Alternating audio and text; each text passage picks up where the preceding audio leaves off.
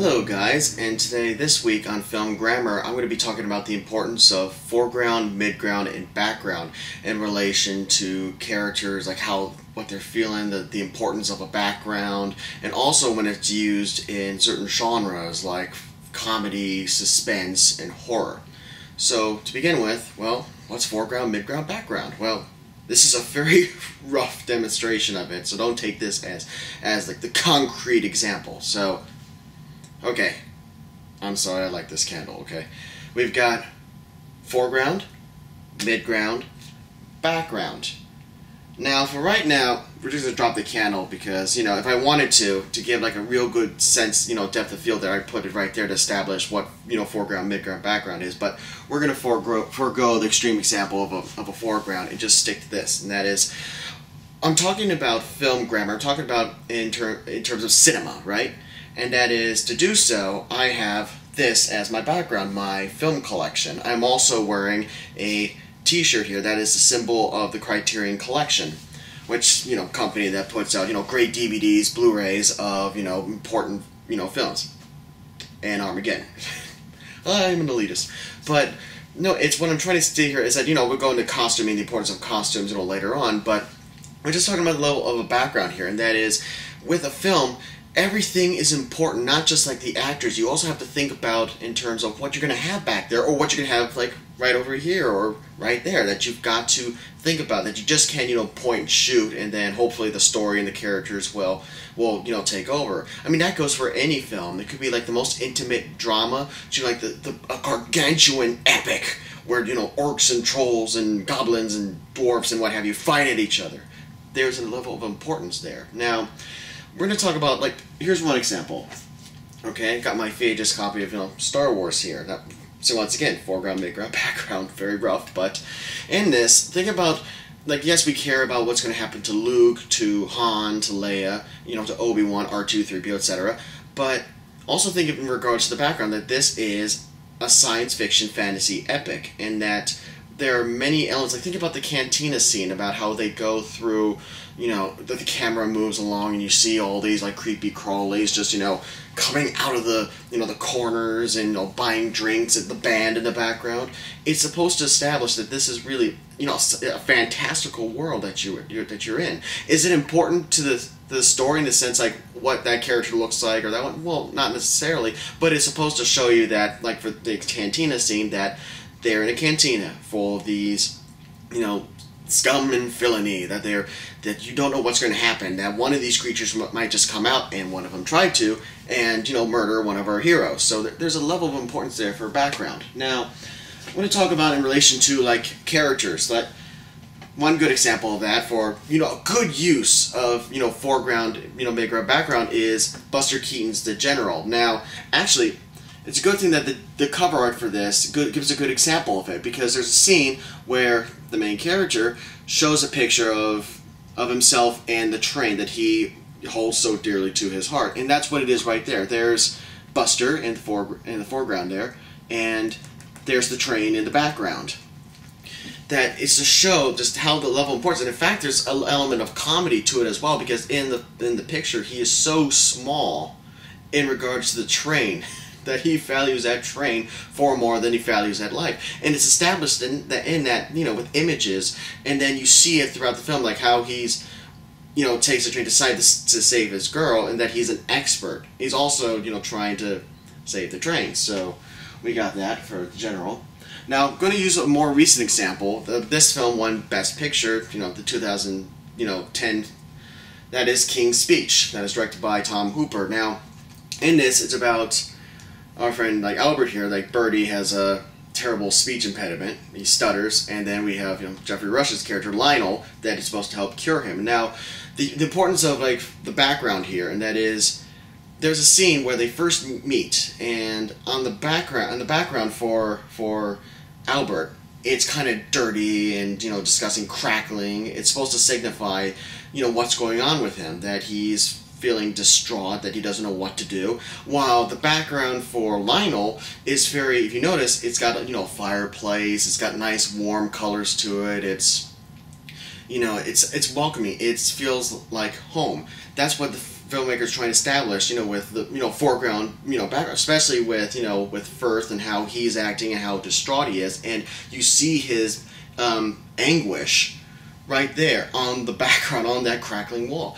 And same thing for Jeffrey Rush's character, Lionel. You see how warm, funny, and fighting he is, and you see that in the background, that he is a guy that you can trust. Trying to convey that through, just through images, even, I know, through the dialogue, that helps it out too, but remember, that film is first and foremost visual media, and you gotta tell that story, through foreground, midground, background. Now, I'm going to talk about in relations to it in comedy, and that's one example is in 1997's Men in Black, directed by Barry Levinson. There's a scene where this alien couple tries to leave Earth, and she's about to give birth. And so it's up to Will Smith to help, give her. And what happens is there's a scene where Tommy Lee Jones is talking to the husband. That's in, like, the foreground. And then right behind him, you see the birth sequence going on. And this tentacle that comes out of nowhere grabs Will Smith and starts beating him against the car. So that's a good example of comedy, and that is you've got a very solemn Tommy Lee Jones talking, and then you've got Will Smith just going through this really funny sequence there that is going to happen. That just usually happens in like really good comedies, that they use the idea of something serious going on and then something silly, something serious going on, like foreground, midground, and then something really, silly going on in the background while they don't pitch it. Like one example is on Living Color, where in the later seasons there's like an interview going on, and then there's Jim Carrey. He notices the camera's on and he just does wacky things. That's the comedy there. Now, I'm going to use this for suspense, and it's another Best Picture winner, recent one, No Country for Old Men, the Coen brothers, and that is, at the opening of the film, we see this this deputy, this officer, he's on the phone. He just arrested Anton Chigurh, that's Javier Bardem, like right there in the center, and he's on the phone, and in the background, you see Chigurh just moving around, what he's doing, and then you realize he actually was able to lift his legs up and pull his handcuffed, hands right underneath there, and now he's slowly coming. See, that is the level of suspense there. We're going to get into, the difference between suspense and surprise later on, but that, at the bare minimum, we, the audience, know that Anton Chigurh is coming to kill him, and he's unaware. He's still on the phone. I mean, that is also good. Once again, the use of space there. Like for example, right now, I'm talking, and there could be somebody popping up right behind me. Speaking of which, we're going to use that in relation to horror, John Carpenter's Halloween. And that is, the one specific sequence that sticks out in mind with this is when Laurie thinks she's killed Michael Myers, and she's sitting, like, right here. And she's crying, and she's upset.